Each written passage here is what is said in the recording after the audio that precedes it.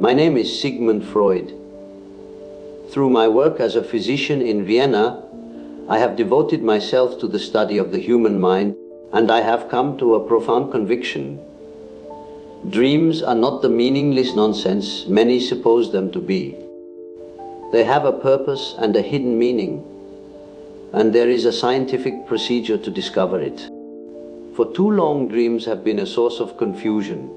Some praise them as messages of deep wisdom, while others dismiss them as a chaotic jumble of thoughts. The common explanation is that a dream is merely a reaction to a physical sensation during sleep. A peal of thunder becomes a battle in a dream. The creaking of a door may produce a dream of burglars. But this fails to explain the most important part. It does not tell us why one dreams of a specific battle, or why one feels a certain way. In my practice, I have seen that dreams bring back memories which the waking mind has long since forgotten. A patient once dreamt of a certain word which he believed he had never heard. Yet, we found it was the name of a liqueur advertised on a sign he passed daily, without ever consciously noticing it. This proves that the mind is active during sleep, working with knowledge hidden from our waking selves.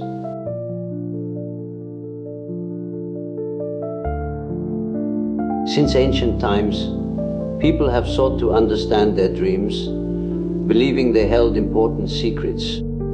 The ancient Egyptians, for example, believed that dreams held prophecies from the gods. Their method was to interpret the dream as a whole, symbolic story. We see this in the biblical account of Joseph interpreting the Pharaoh's dreams of fat and thin cows, where two different dreams pointed to one single future event. Another ancient method is to treat dreams like a code, using a dream book as the key. Each image has a fixed meaning. One simply looks up the symbols and pieces the meanings together. This is simple, but it is too rigid. It fails to see the dream as a personal creation, unique to the dreamer. A dream is not a simple picture. It is more like a picture puzzle. If you see a puzzle with a boat on a roof, it seems nonsensical.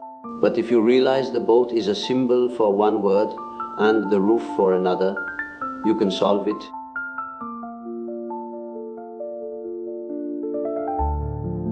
Firstly, every dream, upon close examination, can be traced back to an impression from the preceding day.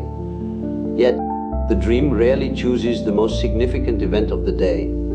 Instead, it fastens upon some trivial detail, a chance remark, a name overheard, an object seen in a shop window. This is no accident. The dream work uses this indifferent impression as a convenient and harmless starting point, a path by which it can approach a more important and often more troubling thought from our waking life. The trivial element acts as a screen, behind which the true concern of the dream lies hidden. Secondly, dreams have access to a vast reservoir of our earliest childhood experiences. They bring to light details from that period, which we in our waking state believe to have been long since forgotten. A face, a place, a feeling from our most distant past can reappear in a dream with astonishing clarity. No one who studies dreams can fail to discover that a dream will often give evidence of knowledge and memories which the waking person is unaware of possessing. Thus, the material of a dream is a strange mixture of the most recent and the most remote, the trivial and the deeply significant, all brought together to be woven into the dream's fabric.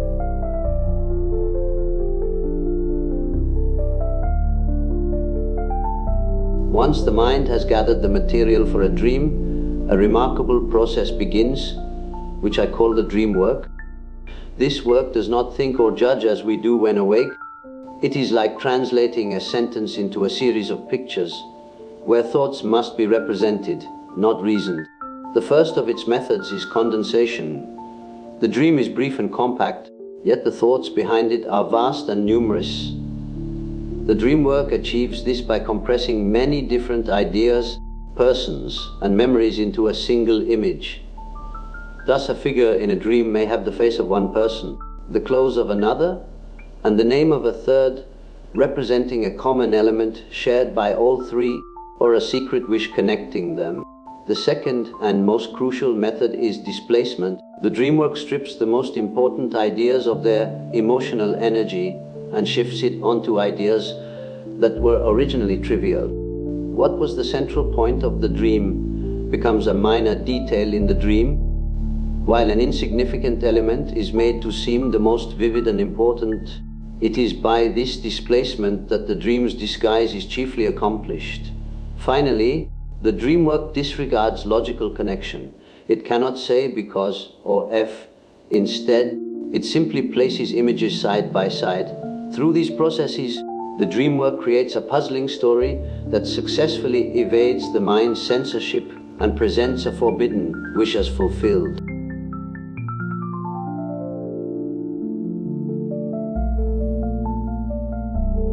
Having examined the materials and the methods of the dream, we must now ask the most important question. What is the purpose of dreaming?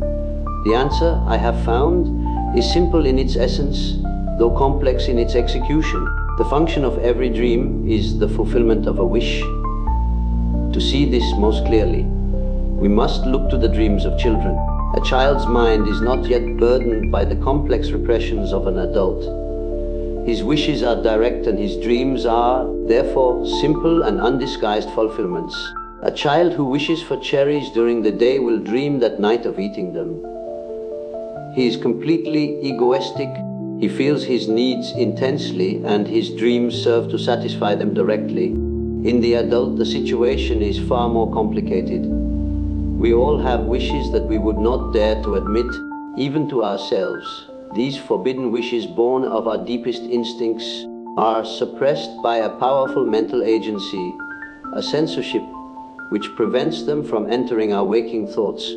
It is these very wishes that provide the driving force for most of our dreams. The dream then becomes a compromise. It allows the forbidden wish to be fulfilled, but only after the dream work has disguised it so thoroughly that it can pass the censor without causing alarm. The dream of convenience, such as dreaming of drinking when one is thirsty, is but the simplest model for this far more profound function. If dreams are wish fulfillments, what are we to make of unpleasant dreams? The answer lies in the work of the dream censorship. Its primary purpose is to protect our sleep by preventing distressing feelings from waking us.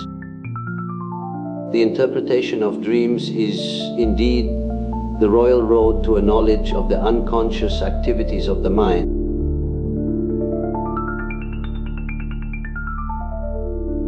Now we shall proceed to illustrate by a few brief examples how our method of dream interpretation is applied. A patient recounted a dream in which he was seated at a lavish banquet, but felt entirely incapable of eating the sumptuous food before him. Upon analysis, it became evident that this imagery symbolized his suppressed longing for certain forbidden pleasures, particularly of a sensual nature, which he denied himself vigorously during waking. The feast represented these unfulfilled desires, the inaccessibility of which was made palpable in his dream. Another subject dreamt of losing a tooth, experiencing both embarrassment and unease. Further probing into the patient's associations uncovered feelings connected to loss, particularly the fear of losing potency or attractiveness. Here, the tooth stood symbolically for strength, youth, and sexual power. Its removal signified deep anxieties regarding decline and diminished virility. A woman described a dream where she repeatedly searched through drawers and cupboards, unable to find a certain hidden object, though uncertain of what precisely she sought. Through careful exploration, it was revealed that the hidden object represented repressed childhood memories linked to her early familial relationships. Her inability to locate it symbolized her unconscious resistance to confronting these painful and unresolved emotional experiences. Now we shall provide examples from my own dreams. In one dream, I found myself traveling in a northern city with my father, becoming lost and isolated. Eventually reuniting, My mother appeared and guided me to a cave filled with water, where we confronted monstrous creatures. The feelings of abandonment, disorientation, and eventual reunion reflect anxieties around familial dependence and the unconscious tension between independence and reliance on parental figures. In a different dream, someone entered my room secretly and examined my books while I appeared asleep. This scenario symbolizes anxiety about personal boundaries, fear of intrusion into private thoughts. In conclusion, dreams are neither sacred pronouncements nor senseless chaos, but rather the mind's ingenious craftsmanship, artfully weaving together trivial daytime impressions and long-buried memories through the twin mechanisms of condensation and displacement. At their core lies a single, universal directive, the fulfillment of a wish. Even in the most distressing anxiety dreams, where forbidden desires clash with the psyche's censor, the dream remains a compromise that secretly gratifies those suppressed urges. By carefully interpreting these nocturnal narratives, we gain a privileged glimpse into the unconscious, revealing how desires we thought buried continue to shape our thoughts, emotions, and actions.